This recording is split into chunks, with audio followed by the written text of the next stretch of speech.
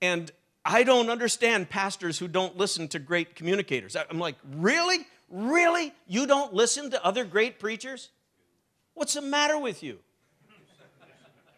Everybody I know in any walk of life who's trying to get better at something looks at people who are trying to get better in the same way. So football players look at how other football players play, and golfers watch the swing of other golfers. And teachers watch, like public school teachers watch how other public school teachers teach. If you want to get better, you look at who the best are. Now, when you're looking at other preachers preaching, the last thing you want to do is copy them. But what you do, I was watching Andy Stanley, fantastic communicator. I was watching one of his sermons the other night, and he had an introduction, and he's a very close friend of mine. He preaches at Willow. I preach at his church. Usually his introductions are fabulous. He did an introduction that I felt fell flat. It just didn't work. He thought it was going to be clever, and then he said it, and it kind of didn't work. And he turned, and he sat down on his chair, and he said, "That introduction didn't work at all, did it?" And everybody laughed. And he said, "I had high hopes for that introduction, and it didn't work." And it was endearing. It was endearing. But what I do when I watch other great preachers, when it seems like they're connecting, I have a little notebook for preaching, and I ask myself, why did that thought connect so deeply? Everybody's listening right now. What was there about that thought? Here's a small thing. Communicators who study communication for a living will say, every time you get up, you walk more than 6 feet away from your lectern, listening goes up 20%. No matter what you're talking about. So just take a little walk. Every once in a while, take a little walk. And I use notes, and sometimes, I know I'm not moving enough, so I'll look at what I'm supposed to be doing. And okay, now I know where I am. So I'll start my walk, and I'll be preaching like that, and I'll get to the end of a thought and go, I got nothing.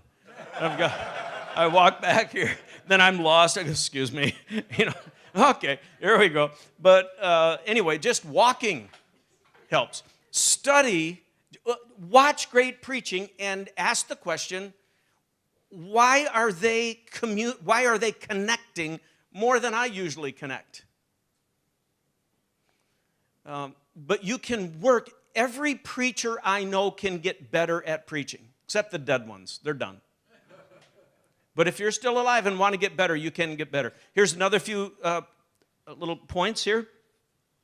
Some pastors have fallen into a rut where their style, people know the style and the general approach that they're going to take before the pastor even starts the sermon. There's no variety. I'm known for a lot of things, but I use a flip chart. It's maddening to most of my friends that I use a flip chart. I should use some high-tech thing. I should use PowerPoint computer. I should have my Apple iPad on. But when I walk over to the flip chart at Willow Creek, I have one just like that, and I start drawing, people howl with laughter. And then I say, I'm not done yet. I'm going to thrill you with my artwork before I'm done with this. It's connection with the congregation. It's an inside joke that we have. And I'll say to them sometimes, I'm thinking about heading toward the flip chart right now. And they'll go, no. And I'll go, huh? You can't stop me. You can't stop me. Here I go. Like that. What is that doing? It's just connecting, gang. It's just connecting. Start a sermon sometime and say, I really only have 4 questions today. Just been wondering. I have 4 questions that are causing great confusion to me. Would you help me wrestle through 4 questions? Everybody's leaning forward. They go, sure, it's better than your normal sermon. Right? So work hard at preaching and teaching. And I know we're going to go to a break here. If you have not figured out a way to break your seating sections down such that more than just the ushers, but some of the, I might as well get into this just a little bit. If I asked you, who's the most relationally magnetic people in your church? Who are the most relationally magnetic people in your church? Is it necessarily your elders? Might not even be close, right? Is it necessarily your worship band? Now, they slept in the van last night. You know, they're not, all right? If I asked you, put together who are the 10 most relationally magnetic people in your church, why aren't they empowered to be friend building during your church services? Why do they just sit like people who aren't relationally magnetic? Why don't you empower them to build friendships and hold these little receptions and collect business cards and follow up on people? They would love to do it. You haven't commissioned them to do it. So they don't think it's important. They don't think you want them to do it. So they'll just sit there like everybody else. But they could be creating 10 friends a week. And if you just had 10 friends a week, you're going to have 120 new people joining your church year after year after year. Just do the math on that. Just 10 friends a week. You know, you're going to have, you know, over the months, over the years, it's 10 friends a month, I meant, if you're doing the math. Yeah, the month. Yep. Okay, I'm supposed to let you go to a break now, so Eric, do you want to take it? Thank you. First session was very fun for me. Hope it was helpful for you.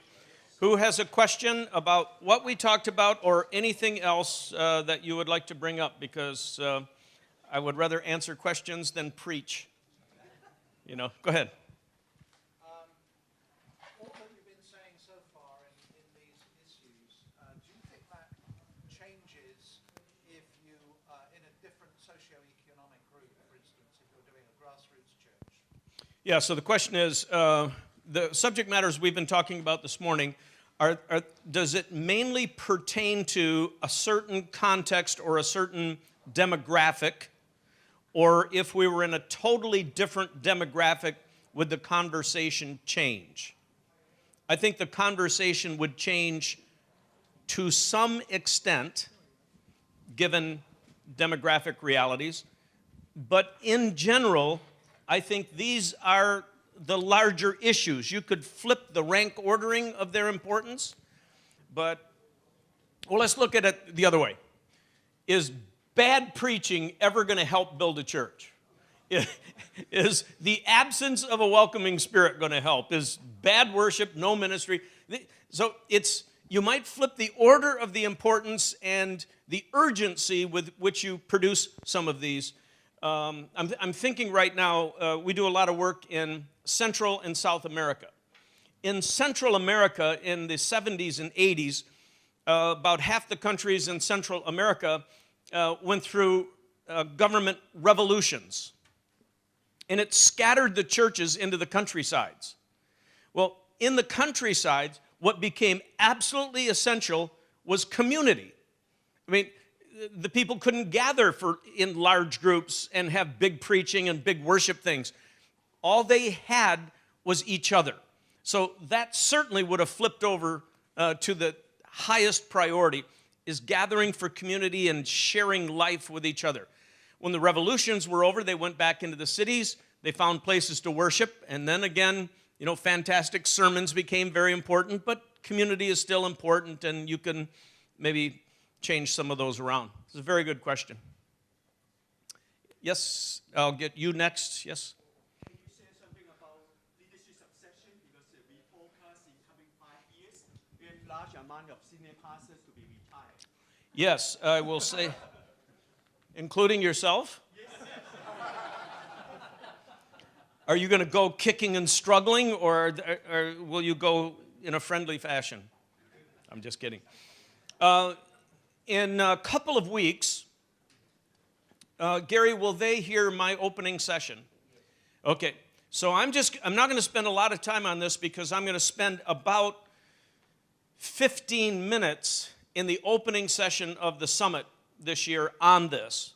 But I will seed this into your mind because this, in the United States, about, half or 2/3 of the mega churches are going to be turned over to younger leaders in the next 5 or 10 years. So this is happening all over the world. It's not unique here. So here's what we did at Willow. I will turn 61 years old next month, and I've been at the church 37 years, so people know my time is drawing nigh, as they say. So here's how we looked at it. We said the first phase that we need to think about, when you first start saying, okay, the pastor's getting older, he's been around a long time, there's a very necessary planning phase.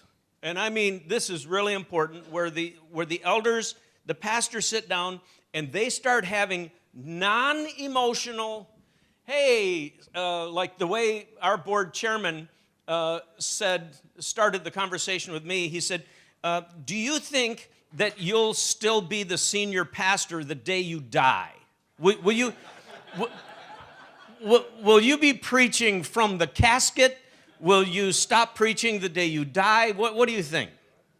And I said, well, if I die tomorrow, then I probably will preach it right to the end. And he said, obviously, we need at some time to just have a conversation. Are you going to preach till you're 100? Are you going to preach until we have to throw you out? We need to start this conversation. The person that the elders assigned to me, his name is Mike, he did a fabulous job. And I'll tell you about it at the summit. I won't go into that much detail. This took us, I think, 18 months or so, at least a year, maybe more, of just quiet conversations over lunch.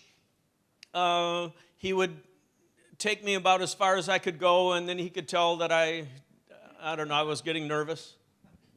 Okay? Well, we spent a long time in planning, just saying, yes, at some point I need to leave. It would be good for the church. All right. So that planning can take 2 years, 3 years, 18 months, whatever. Very important time. Now, then what we did is we said, here's the next time barrier. I have X number of years to try to come up with an internal replacement for myself. We have an exceptionally gifted staff.